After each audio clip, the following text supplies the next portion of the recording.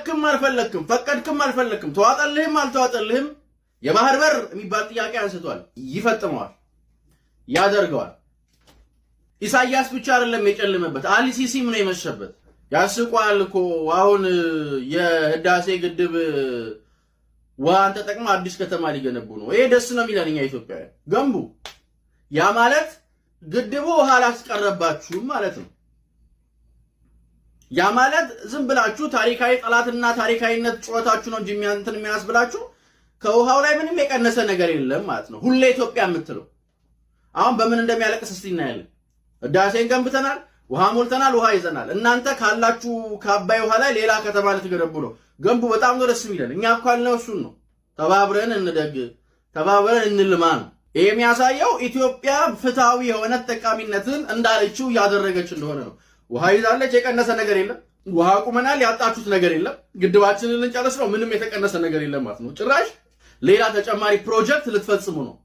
በራሳቸው ፕሮጀክት የራሳቸውን ፕሮፓጋንዳ አፈር ያበሉታል። ኢትዮጵያ ወደዳችሁም ጠላችሁም ወደ ቀይ ባህር ትሄዳለች። እስካሁን የኢትዮጵያ መንግስት አሰብን ወራለሁ አላለም። ልክ ግብፅን ከአባይ ውሃ ጥቅማ እገፋታለሁ እንዳላለው ሁሉ አሰብን ወራለሁ አላለም። ግን ያለምን የንግድ ስርዓት ማዕከል ባደረገ መልኩ የባህር በር ያስፈልገኛል፣ መተንፈሻ ያስፈልገኛል፣ ትንፋሽ እፈልጋለሁ፣ ታንቅ ያለው አለ። የሚፈልገው ምንድነው እያለ ነው? ትንፋሽ። አሁን የዋር መነሻ፣ የጦርነት መቀስቀሻ፣ የጠብ መደገሻ፣ የሞት እልቂት ማመሻ ሊያደርጉት እየሞከሩት ያሉት ሰዎች የቀጠናው የዘመናት በሽታ ናቸው። የቀጠናው የዘመናት በሽታ።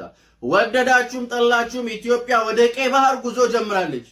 ደግሞ ዩኒቨርስም በቃ እኔ ሰሞኑን እያልኩ ያለው ትችም ብቻ ዩኒቨርስ እያዳላችላት፣ ለኔ ሀገር ዩኒቨርስ እያዳላችላት ነው። ስምርምር እያለላት የተተረማመሰች ይመስላል። ሊያልቅላት የሆነ ይመስላል። ሊያበቃላት የሆነ ይመስላል። ጩኸታቸውን ላይ አወይ ጉድ ያሰኛል። እንባቸውን ለተመለከተ ልንጠፋ ይሆን እንዴ ብትሉ አይፈረድባችሁም። ጩኸታቸው ስለሚያስፈራ የሞኝ ጩኸት የሚያፈርሳት ሀገር የለችንም። የሞኝም ባይ የሚንዳት ምድር ላይ አልተወለድንም። ገለፈፎች ገፍተው የሚጥሉት መንግስትም የለንም።